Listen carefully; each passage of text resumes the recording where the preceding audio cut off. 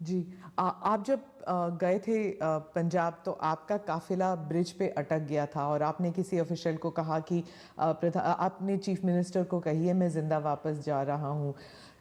बहुत सारी इन्वेस्टिगेशन भी चल रही है सिक्योरिटी को लेकर, लेकिन उस वक़्त आपको कैसे महसूस हुआ था? क्योंकि आप पंजाब से पता नहीं कब से जुड़े हुए हैं। इस पूरे नॉर्थ पार्ट से मेरा बहुत निकट नाता रहा है। मैं पंजाब में बहुत रहा हूँ। मैं पंजाब की मेरा बड़ा नाता रहा है। मैं मेरी पार्टी का काम वहाँ करता था। मैं पंजाब के लोगों की जो वीरता है ना, मैंने देखी है। पंजाब के लोगों के दिल को मैं जानता हूँ। मैं आपको एक उदाहरण बताता हूँ। मैं अपनी पार्टी का काम करता था। उस समय तो ये आतंकवाद बड़ी एकदम हालत बड़ी ख़राब थी। शाम के बाद कोई निकल नहीं पाता था। और मैं शायद मोगा में था या तरन तारण में था, मुझे याद नहीं है आज। और मुझे अगले स्टेशन पे जाना था, लेकिन कार्यक्रम के कारण देर हो गई। मैं और मेरे ड्राइवर दो ही थे, हम निकले और दुर्भाग्य से हमारी गाड़ी खराब हो गई रास्ते में। तो हम कोशिश कर रहे थे, लेकिन गाड़ी चल नहीं रही थी। तो उस समय एक पुरानी एम्बेसडर मेरे पास थी। हम धक्के भी लगाए, कोशिश की। तो खेत में 2-3 लोग थे, सरदार थे।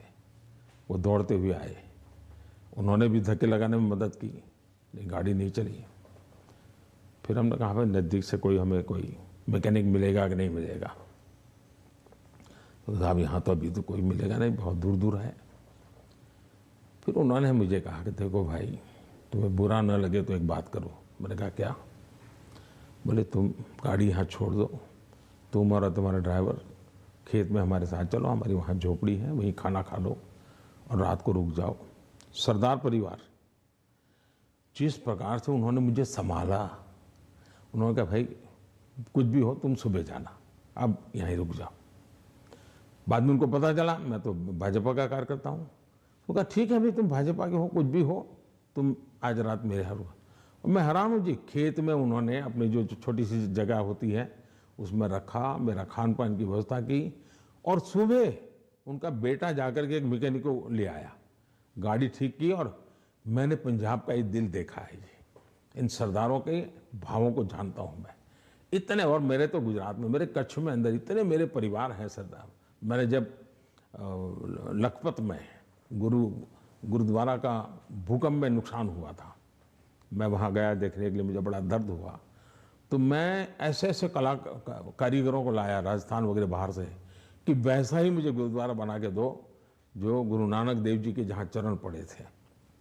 बनाया दोबारा। आज कच्छ के अंदर जो हमारे सरदार परिवार है, बहुत बड़ी मात्रा में है, खेती करते हैं। जब वो इसका बात का वर्णन, उनकी आंखों में से आंसू आ जाता है जी। और मैं अभी कुछ दिन पहले भी एक वर्चुअल मीटिंग में मैंने उस गुरुद्वारा में सबसे बात की। मेरा इतना लगाव रहा है जी। आपने देखा होगा, एक किताब है पढ़ने जैसी है सरकार की, शायद अंग्रेजों के ज़माने में जी भी सिख कौम के लिए नहीं हुआ है। अंग्रेजों के ज़माने में, कांग्रेस के ज़माने में तो हुआ ही नहीं है। ऐसे अनेक काम मैंने देश के कल्याण के लिए, हमारे सिख भाइयों की वीरता का सम्मान करने के लिए किए हैं। और मुझे गर्व है। चुनाव की जगह पर है, लेकिन मैं मानता हूँ ये मेरे देश के वीर जवान हैं, मेरे देश के सच्चे किसान हैं। उनके कल्याण के लिए मैं जितना कर सकूँगा मैं करता रहूँगा। तो क्या उस दिन आपको ऐसे लगा कि ये राजनीतिक आंदोलन था, इसलिए ऐसे हुआ? ऐसा है कि इस विषय में मैंने पूरी तरह मौन रखा हुआ है, क्योंकि सुप्रीम कोर्ट स्वयं इसको गंभीरतापूर्वक इस बात को देख रही है। मेरा कोई भी वाक्य पूरी जो चल रहा है उस पर प्रभाव पैदा करे, यह उचित नहीं है।